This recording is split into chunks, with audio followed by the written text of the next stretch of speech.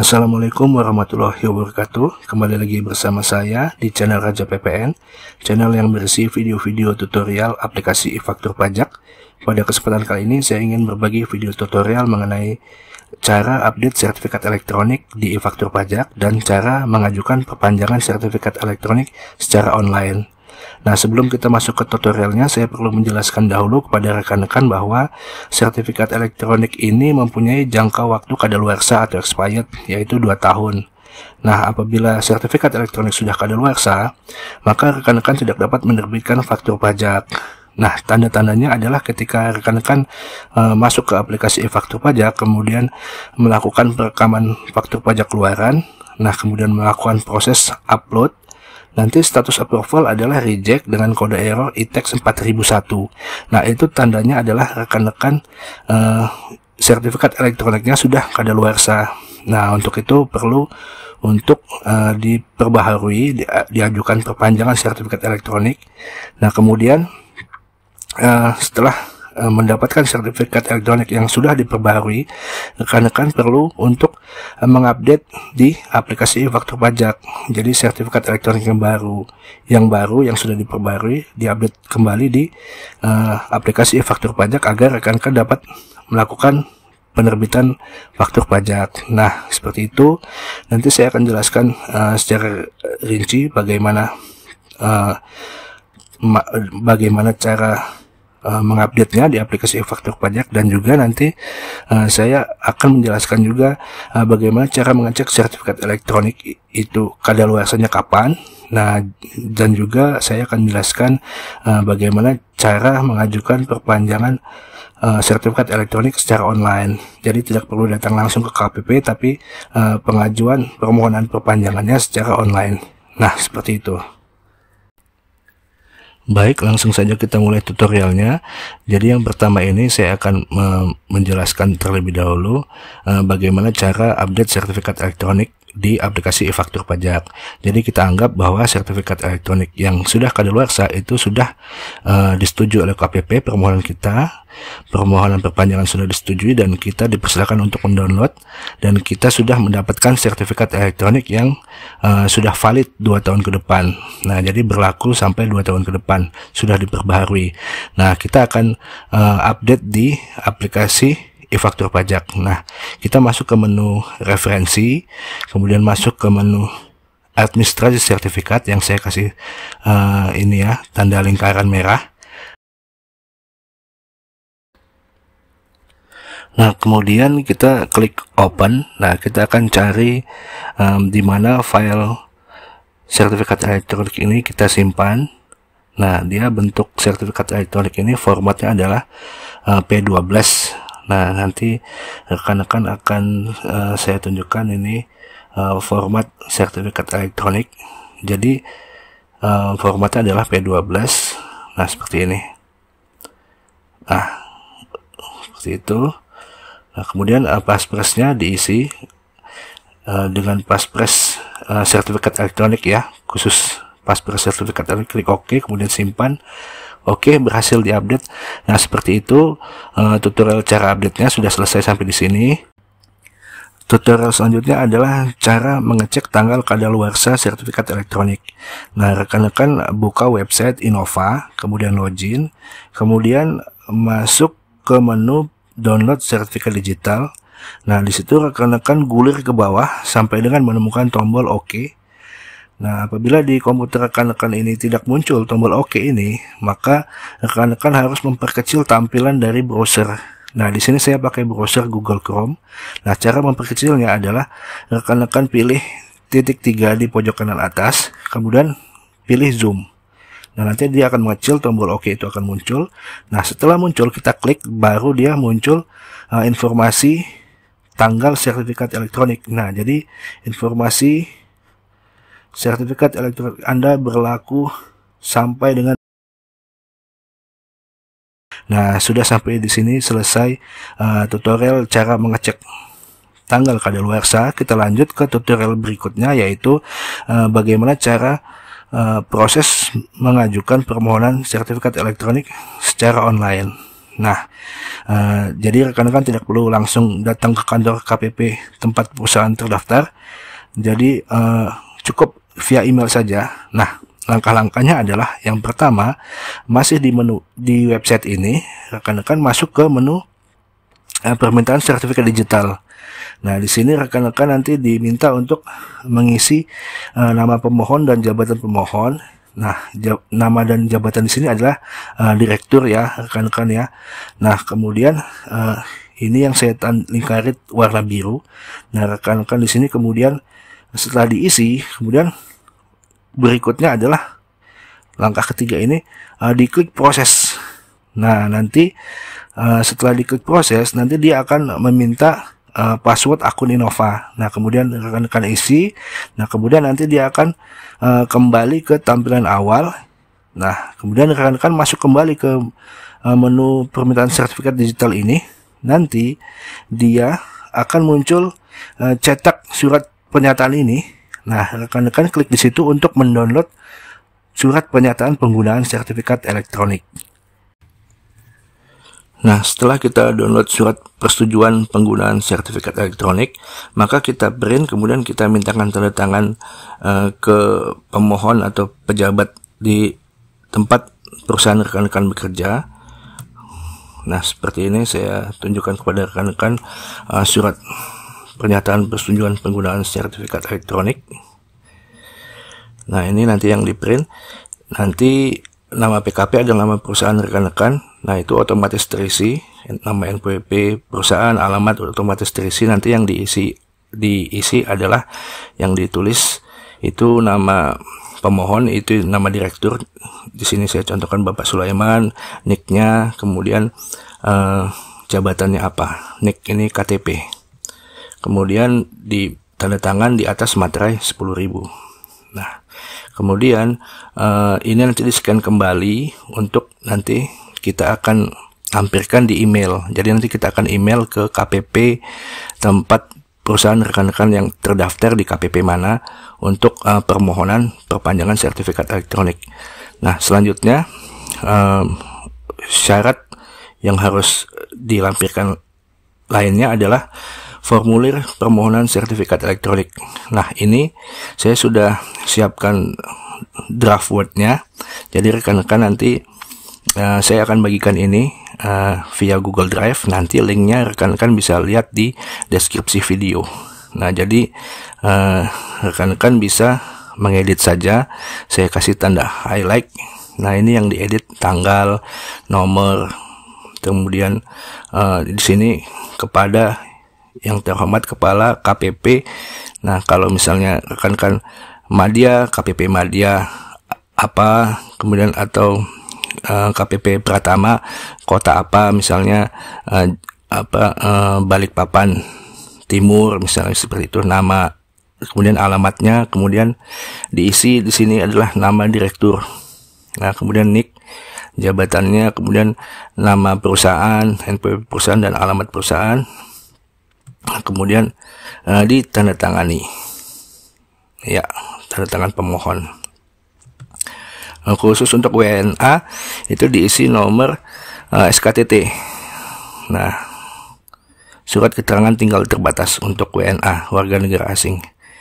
Nah, kemudian ini di print, ditandatangani, kemudian di scan kembali. Nah, dokumen selanjutnya adalah yang harus kita siapkan untuk lampiran email kita. Itu adalah KTP dan NPWP direktur. Nah, kemudian NPWP perusahaan, kemudian akta pendirian, kemudian akte perubahan. Nah, akte perubahan ini, akte perubahan terakhir ini adalah yang mempengaruhi struktur kepengurusan. Jadi contohnya di sini adalah saat ini direkturnya adalah Bapak Sulaiman. Nah, sebelumnya adalah misalnya Bapak Andi. Nah, ketika ada perubahan direktur ini dari Bapak Andi ke Bapak Sulaiman, maka akan ada akte perubahan yang menunjukkan bahwa Bapak Andi itu sebagai direktur utama yang menggantikan Bapak Sulaiman sebagai direktur yang menggantikan Bapak Andi. Nah, itu dia akte perubahan terakhir yang dimaksud. Nah, seperti itu. Nah, setelah semua dokumen sudah kita siapkan dalam bentuk PDF, maka kita lanjut, kita akan mengirimkan email ke KPP tempat perusahaan rekan-rekan terdaftar. Nah, alamat emailnya rekan-rekan bisa mintakan ke AAR di KPP rekan-rekan terdaftar, atau juga bisa rekan-rekan cari sendiri di Instagram, karena semua KPP itu sudah mempunyai Instagram. Nah, di situ nanti ada informasi alamat email ya, yang bisa kita ambil di situ untuk kita ajukan surat permohonan perpanjangan sertifikat elektronik. Nah, seperti ini ya. Ini saya contohkan adalah KPP wajib pajak besar 1 di Jakarta. @pajak.go.id. Nah, kemudian subjek emailnya adalah diisi permohonan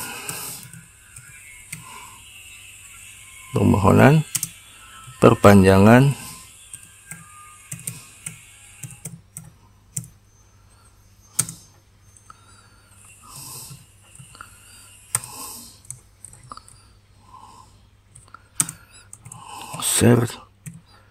sertifikat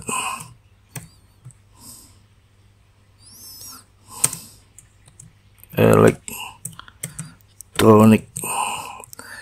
Nah, kemudian isi badan email itu di copy paste ya dari file Word saja, jadi tidak perlu mengetik ulang. Nah, ini dari mulai yang terhormat ini sampai dengan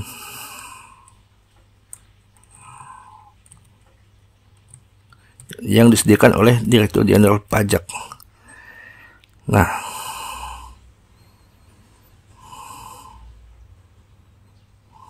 kemudian sebelum kita ini dulu, highlightnya kita hilangin dulu, no color. Nah, kemudian blok kembali,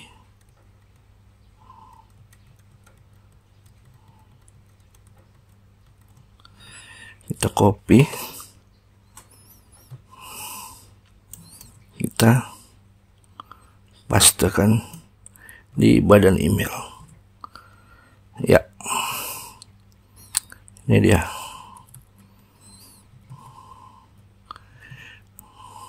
Nah, kita rapikan ya. Nah,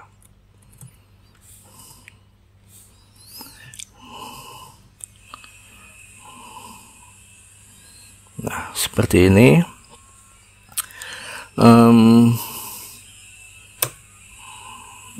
Yang terakhir adalah hormat kami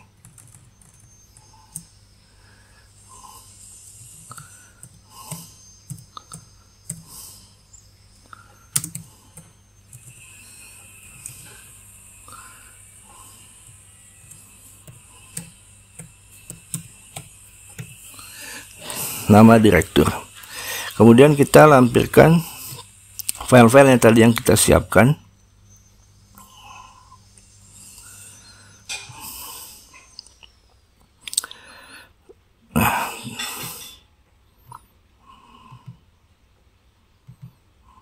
Ada 1 sampai 6.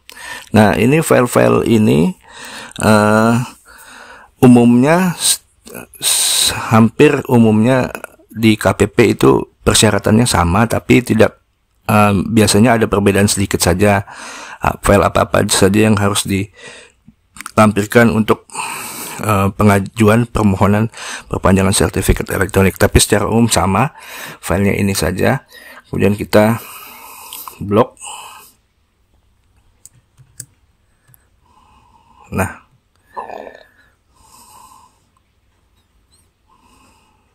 ya,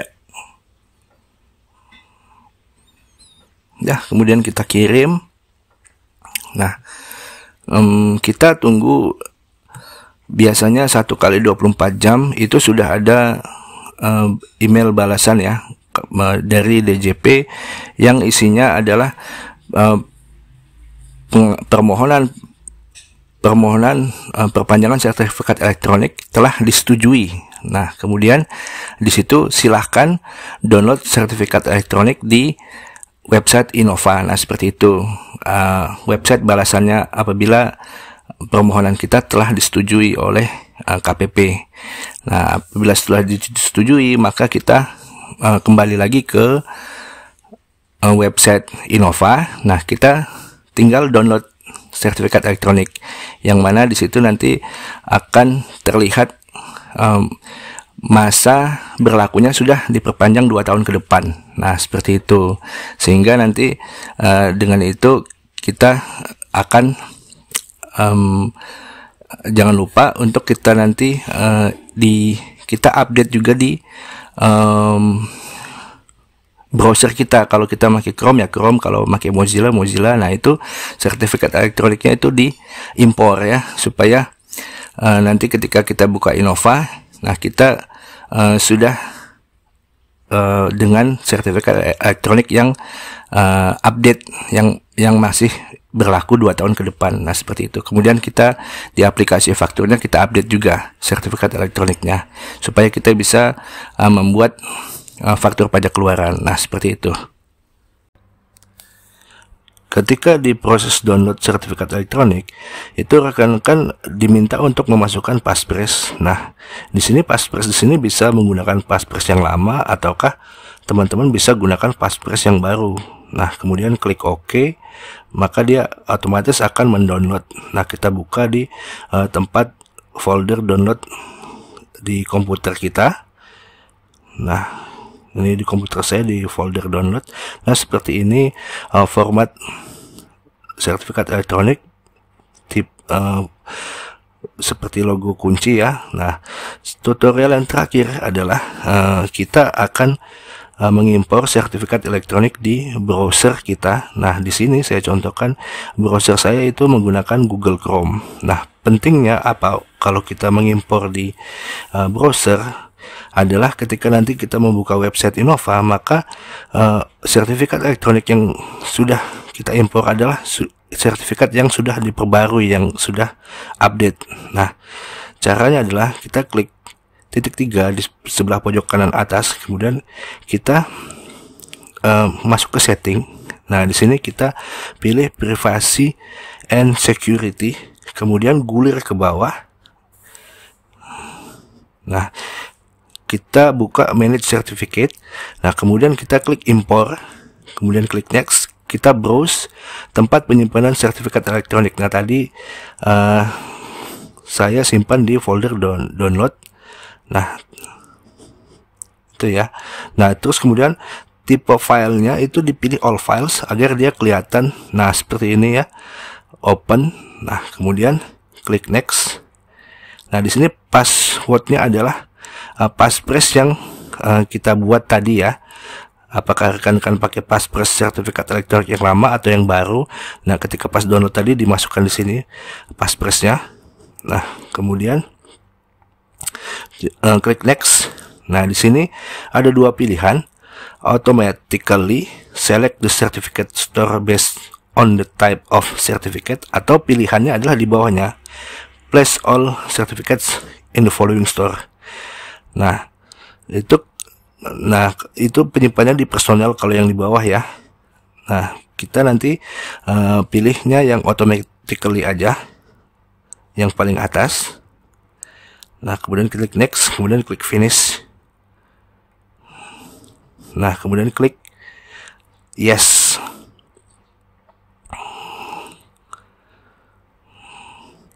Nah, pastikan rekan-rekan ya diarsip betul tempat sertifikat elektroniknya ini.